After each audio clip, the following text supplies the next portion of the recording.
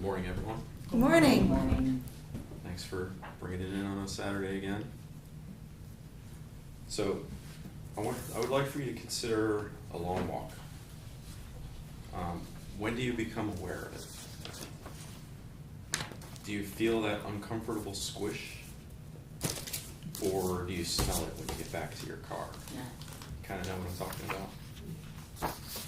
Step in something that someone forgot to pick up. Okay, so now think about it in terms of a long walk on the internet.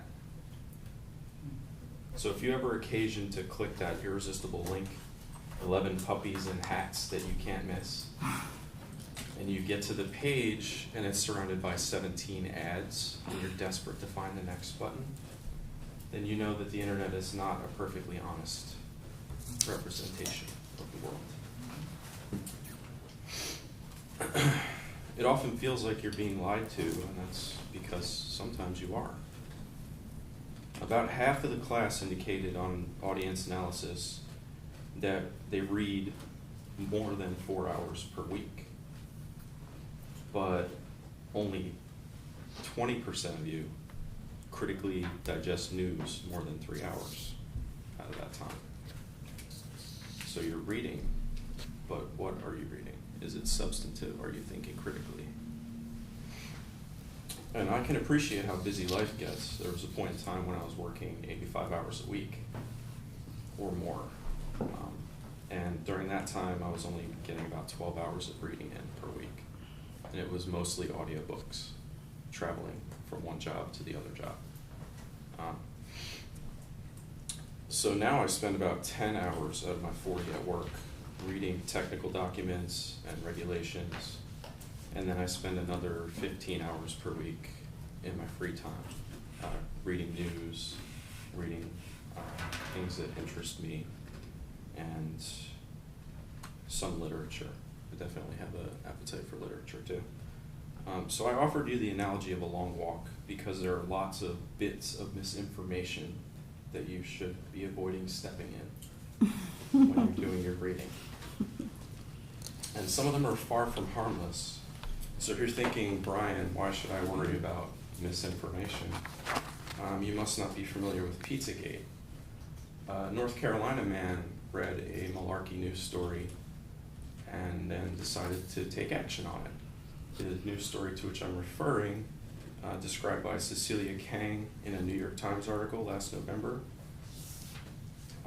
it described the Hillary Clinton group, her folks, herself, and a pizzeria being involved in child trafficking. So this man drove across North Carolina, Virginia, Maryland to this Washington, D.C. pizzeria, and he walked in with an assault rifle.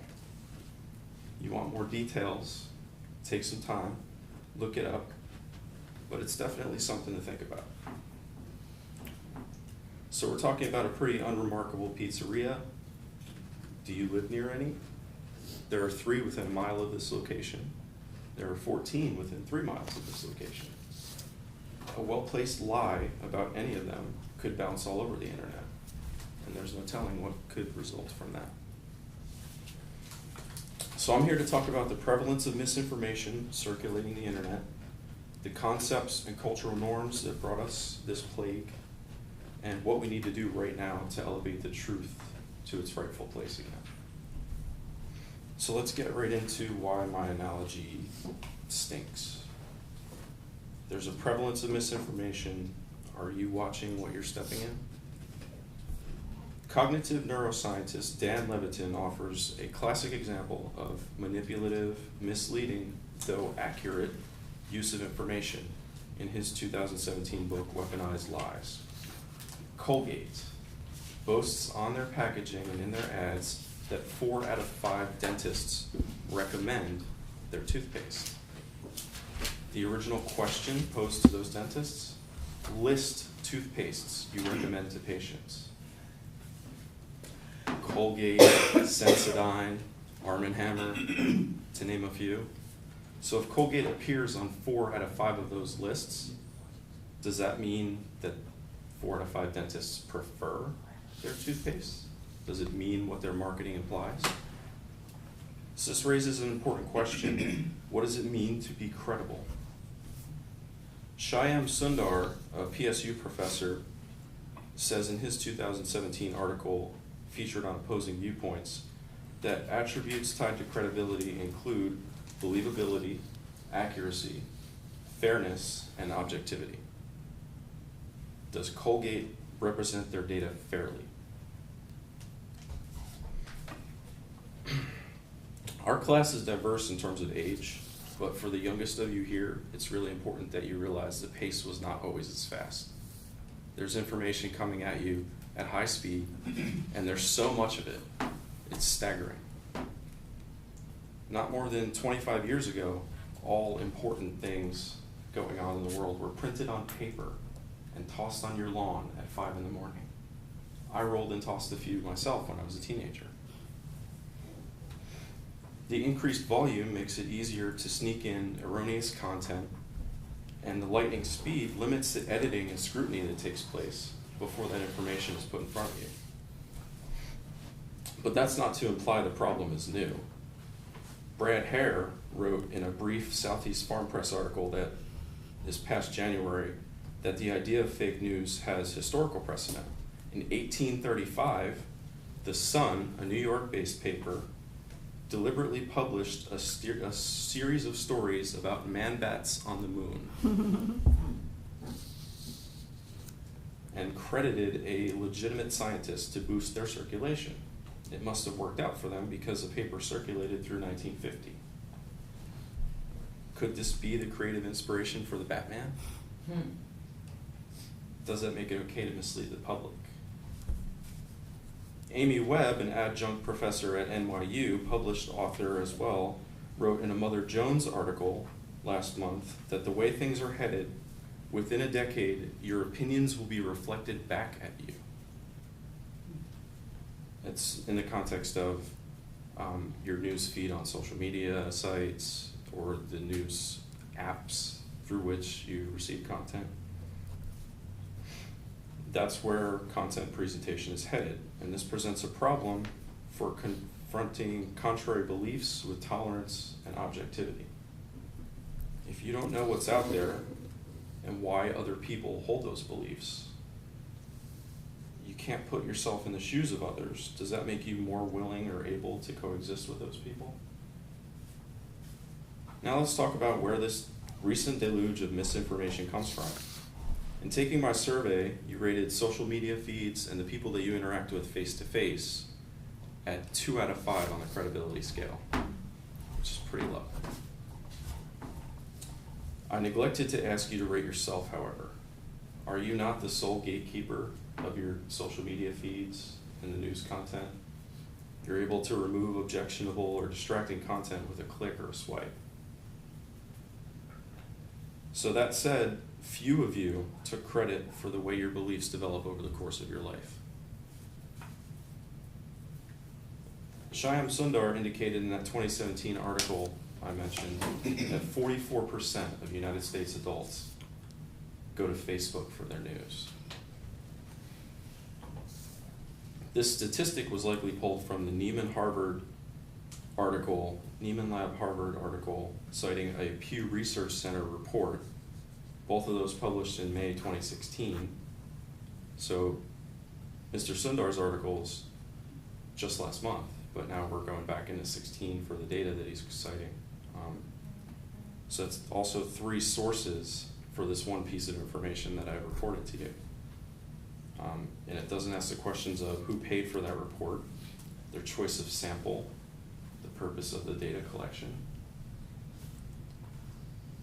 So if you, with the help of all these background algorithms, are passively building your newsfeed by liking and clicking content, passed on by friends and family sometimes, who do you view as the source? Is it you? Is it someone along that long path? Some sources are generating content, waiting for it to be shared quite a bit, and then deleting the original post so that someone else gets the credit. There's a few teenagers in Macedonia. You can look that up if you're interested. Very remarkable story. Driving around in BMWs. So do the questions of credibility get asked when the source is muddied in this way? Another issue this creates is what Sylvia Knobloch-Westerwick calls confirmation bias in a 2015 Journal of Communications article. In a nutshell, confirmation bias says that passive exposure to content that reinforces your beliefs, passive exposure to content consistent with your beliefs reinforces them. Sorry, apologies. And I find that's the doom of critical thinking. The military, I want to talk about briefly, because we talked about the confusion around sources and this concept of confirmation bias validating our beliefs. I also think culture is a factor. And our military has a very distinctive culture. Having served some time myself, I can tell you that many lower enlisted people have impeccable personal accountability. They do not deflect responsibility. I was expected to be a Marine 24 hours and 7 days all year. And at first it itches to have eyes on you and expectations that never stop, but once the habit is formed, it's actually liberating. Even more so now that I define who and what I am, it is a relief to live it and to own it. I don't wear a mask when I go to work, and another one for my friends. I live and I breathe the integrity, creativity, and intellectual pursuits that I've chosen. I confront lies and pick up the mess that others shouldn't have to step in. And I request you do the same. We let this misinformation grow under our noses through distraction and complacency. No more of that. I call you to action for the elevation of the truth. In the March-April issue of American Libraries magazine, Marcus Banks quotes Sam Weinberg as saying, quote, "Nothing less than our capacity for online civic reasoning is at stake." He argues that the skills necessary to distinguish fact and opinion are becoming rarer. And how can that be with supercomputers in our pockets? Is this an asset or a liability?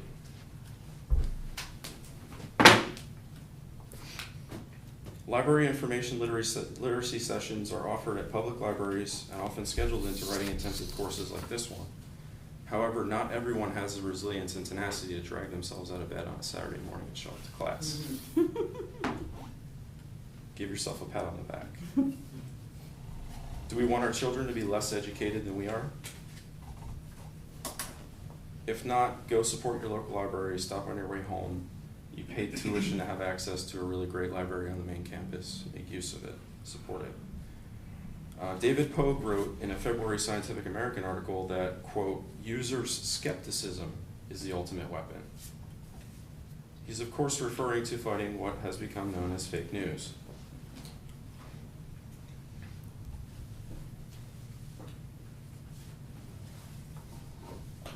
You and I have the ability to recognize fallacy, and we should use it. Finally, I ask you to make a commitment here and now.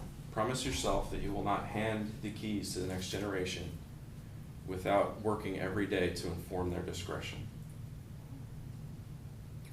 If public schools get unplugged, pay for private school for your own children, and donate what you can to education when you donate to charity. The only true success is to bring others up with you when you climb life's mountains. No progress is made if we sit atop the spoils and stare down at everyone else. In closing, I'd like to thank you for access to your thoughts and your time. We covered the prevalence and dangers of misinformation, the concepts and cultural norms that brought us this plague, and what we need to do to elevate the truth. Facts and objectivity are impelled right now, and it's up to us to hold ourselves to account, to think with all our considerable might, and to reject the algorithm that mirrors our weakest opinions. Go forth and make the truth shine through the poo.